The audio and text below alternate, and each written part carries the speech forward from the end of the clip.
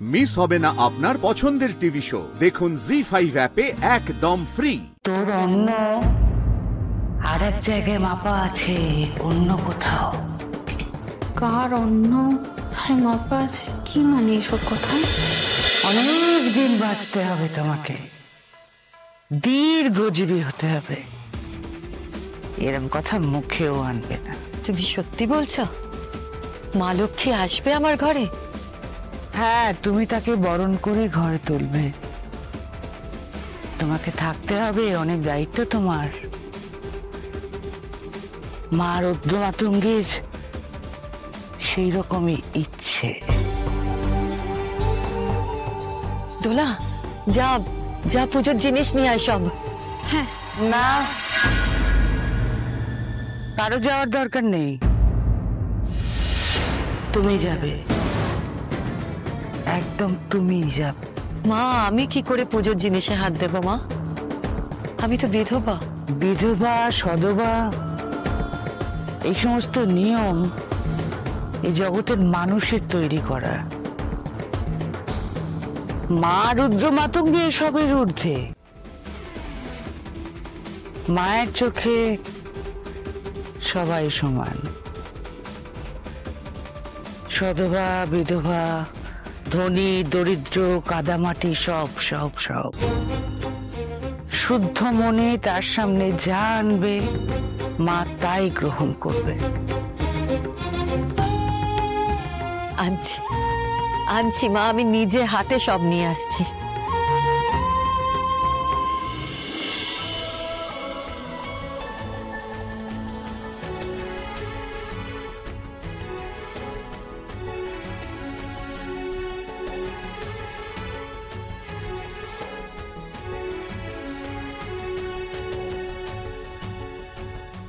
সময় হয়ে গেছে, তার আসার সময় হয়ে গেছে, খুব শীঘ্রই আসছে। যত কুলুষতা, যত কষ্ট, যত নিকষ কালো অন্ধকার এক লহমায় মুছে দেবে। এই যে সব নিভে গেছে, জ্বলে উঠবে, আলো জ্বলে উঠবে। ভৈরবী মা, তুমি জয় মা, জয় মা রুদ্র মাতঙ্গীর জয়।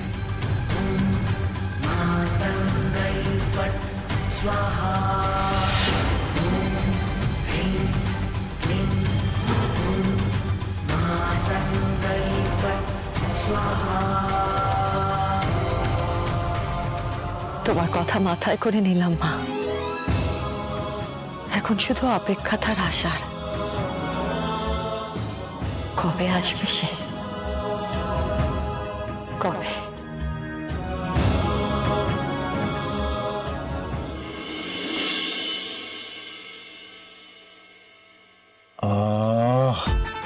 কি সুবাস বেরিয়েছে গো। হ্যাঁ, এটাই তোমার সেই স্পেশাল ফ্রাইড রাইস, তাই না? না না, গাল ভরা নাম কিছু নেই, ওই ভাত ভাজা। তুমি যাই বলো, ভাত ভাজা, তোমার হাতে না জাদু আছে। আচ্ছা, ভাত ভাজা ফ্রাইড রাইস তো একই হলো গো। ফ্রাইড মানে হলো ভাজা, আর রাইস হলো গিয়ে ভাত, তাহলে ফ্রাইড রাইস।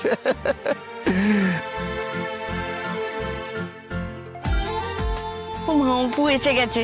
ও হাই মা, তাড়াতাড়ি হাত মুখ ধুয়ে নে, রাত্রে ওই ভাত নষ্ট হয়ে যাবে বলে আমি ভাত ভাজা বানিয়ে নিয়েছি, খেতে দেবো।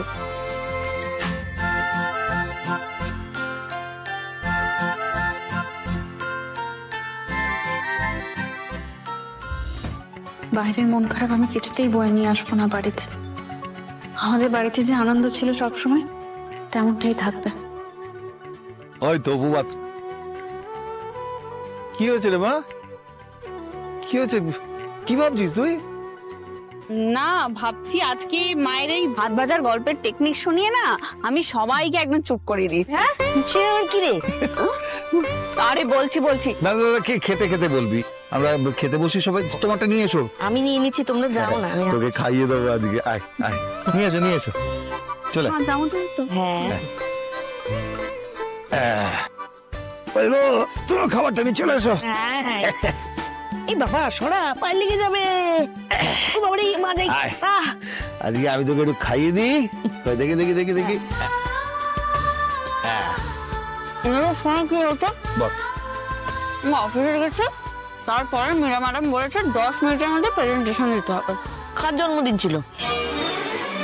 না, সেই প্রেজেন্টেশন নয়, মানে আমাদের ক্লায়েন্ট বা ডিলারকে আমাকে আইডিয়া দিতে হবে কিভাবে রাজনন্দিনী শাড়ির বিজনেস আরো বাড়ানো যায়। ও, ওই জন্য তুই তখন আমায় ফোন করেছিলি? না না না, এই ভাত ভাজার সঙ্গে রাজনন্দিনীর শাড়ির কি সম্পর্ক আমি এটা বুঝতে পারছি না। এটাই তো বলছি, আমি ওদেরকে একটা আইডিয়া দিয়েছি, যারা যারা নতুন রাজনন্দিনী শাড়ি কিনবে তাদের একটা কুপন দেওয়া হবে পুরনো রাজনন্দিনী শাড়ি দিয়ে সালোয়ার বানিয়ে দেওয়ার।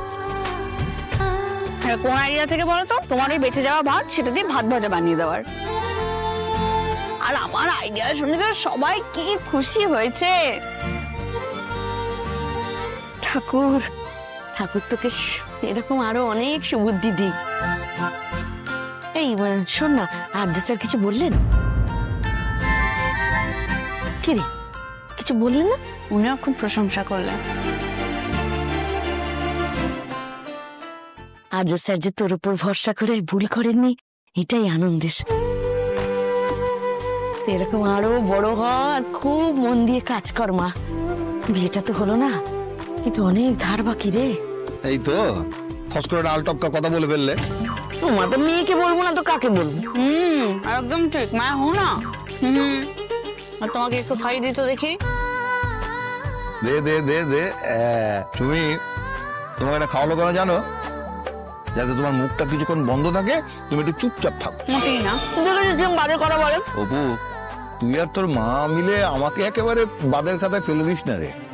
দেখ, সামান্য হলেও আমিও তো কিছুটা রোজগার করি। তুমি তো আমার জোর বাবা, সেই ভরসাতেই তো সবকিছু করতে পারি, তাই না বলো? না না, তা নয়, যা হবে সব ভাগাভাগি করে হবে। সে একটা রুটি ভাগ করে খাওয়া হোক বা লোন শোধ করা। খাও। আমার সব নিয়ে কোনো চিন্তা নেই। আমার চিন্তা হচ্ছে তোমরা খেয়ে আগে এগুলো উদ্ধার করো, আমাকে আবার বাসন মাজতে হবে। তোর অন্য আর এক জায়গায় মাপা আছে, অন্য কোথাও। আর দেরি নেই রে মা, আর দেরি নেই।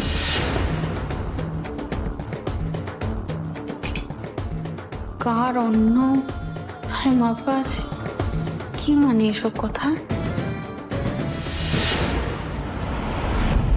তোমাকে কি বলবো মা, আমি নিজেই কনফিউজ ছিলাম যে অপর্ণা পারবে তো। তারপরে যখন ও প্রেজেন্টেশনটা দিতে শুরু করলো, আমি বড় মা, তোমার হাঁটু ব্যথা স্প্রে। তোর কি মাথা খারাপ হয়ে গেছে দোলা? দেখছিস বড়রা এখানে কথা বলছে, তুই এখানে ঢুকে বকবক করছিস?